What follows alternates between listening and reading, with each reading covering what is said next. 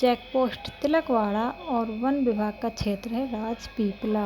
ऐसे जगह जगह आपको बोर्ड लगे मिल जाएंगे। बोर्डों पर लिखी हुई जानकारी अवश्य ही पढ़ें। यहाँ किनारे से हमें दर्शन हो रहे हैं नर्मदा मैया के। हर हर नर्मदे। आगे हमें दर्शन होंगे मणि नागेश्वर महादेव के। बहुत ही सुंदर स्थान है। आजू बाजू पूरे क्षेत्र में लगे हुए हैं केले। हम तलाश कर रहे हैं मणि नागेश्वर महादेव की। बोर्ड तो लगा हुआ है परंतु महादेव नहीं दिख रहे। ओह, मिल गए। कितना बढ़िया सुंदर स्थान है। अद्भुत, बहुत सुंदर। यहाँ पे एकदम ठंडा पानी की व्यवस्था। द्वार पे 2 बड़े बड़े गजराज विराज रहे हैं। मंदिर के शिखर के दर्शन बाहर से ही होते हैं। बरामदे में अंदर प्रवेश के साथ दर्शन होते हैं नंदी के। करते हैं प्रांगण में प्रवेश और एक एक करके करते हैं सभी दर्शन।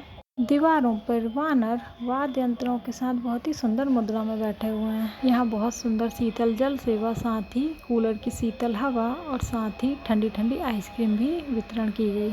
स्कंद पुराण अनुसार मणि नागेश्वर तीर्थ का महात्म्य। कश्यप ऋषि की 2 पत्नियां कद्रू और विनीता के बीच एक बार विवाद हुआ कि उच्छ्रवा अश्व श्वेत है या श्याम। विनीता सही थी, कहा कि श्वेत है, किंतु कद्रू ने अपने श्याम सर्प पुत्रों को उच्छ्रवा को लपेटकर श्याम दिखे ऐसा कहा। धर्मपरायण मणिनाग ने माता की आज्ञा ना मानी, इसलिए कद्रू ने उसका त्याग किया। इसलिए वह रोते रोते नर्मदा तट पर शिव अर्चन के लिए आया। उसके अश्रु से जो नदी का सृजन हुआ उसे मणि अर्थात मेड़ नदी के नाम से जानते हैं। विवाद में हारने से विनीता कद्रू की दासी बनी। इस तरह विनीता नंदन गरुण ने देखा कि माता विनीता दासत्व भोग रही है, इसलिए कद्रू को गरुण जी ने कहा कि माता विनीता को दासत्व से मुक्त करने के लिए मैं क्या करूं। कद्रू ने अमृत लाने के लिए कहा जो वह अपने सर्व पुत्रों को पिलाए। इंद्र को पराजित कर गरुण अमृत हर कर ले आए और कद्रू के समक्ष रखकर माता विनीता को दासत्व से मुक्त किया। इस दरमियान इंद्र ने ब्राह्मण वेश में आकर कद्रू और सर्पों से कहा कि नर्मदा स्नान कर पवित्र होकर अमृत पान कीजिए।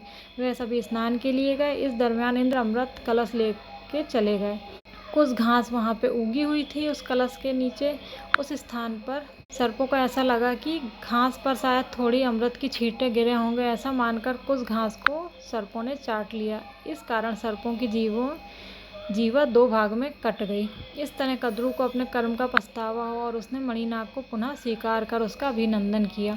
भगवान आशुतोष शिव जी को प्रसन्न कर मणिनाग यहाँ निवास कर रहे हैं। यह तीर्थ मणि नागेश्वर नाम